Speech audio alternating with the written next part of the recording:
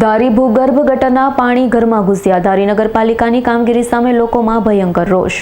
ધારી નગરપાલિકા જ્યારથી અસ્તિત્વમાં આવી ત્યારથી લઈ આજ દિન સુધી વિવાદોમાં જ રહેશે. લોકોને મૂળભૂત સુવિધા આપવામાં નગરપાલિકા સદંતર નિષ્ફળ ગઈ છે.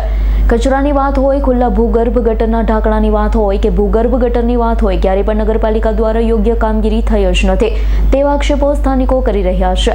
ધારી નગરપાલિકાના કાર્યક્ષેત્રમાં આવતા હિમખીમડી પરા વિસ્તારમાં ભૂગર્ભ ગટરના પાણી લોકોના ઘરની અંદર ઘૂસી પહોંચતા લોકોનું જીવન જીવવું હરામ થઈ ચૂક્યું છે.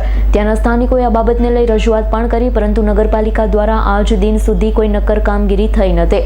આ બાબતને લઈ સ્થાનિક પત્રકાર દ્વારા નગરપાલિકાના ચીફ ઓફિસર ઓણ સાથે થયેલ ચર્ચા મુજબ નગરપાલિકાના ચીફ ઓફિસર દ્વારા જણાવ્યું, હાલ અમારી નગરપાલિકા ખાતે સેટઅપ તેમજ મશીનરી પણ પૂરતા પ્રમાણમાં નથી, જેથી સ્થાનિકોની અપેક્ષા અનુસાર કામગીરી કરી શકતા નથી. ટૂંક સમયમાં લોકોને માંગણી અનુસાર કાર્યવાહી કરવામાં આવશે.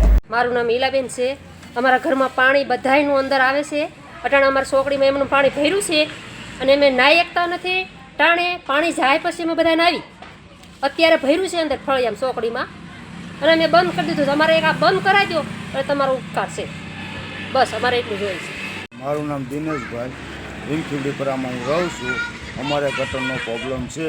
અમે ઘણીવાર રજૂઆત કરી છે, કોઈ ધ્યાન દેતું નથી અમારામાં. અમે ગરીબ માણસ એવી હાવ ને ઘરે પાણી ઘરની અંદર કરી જાય છે. અમે જમવા બેવી તે અમારે વાસથી રહેવાતું નથી, બદબૂથી. સંજય વાડાનો રિપોર્ટ, S9 ન્યૂઝ, ધારી. અમારી તમામ માહિતીથી અપડેટ રહેવા માટે જોડાયેલા રહો S9 ન્યૂઝ સાથે.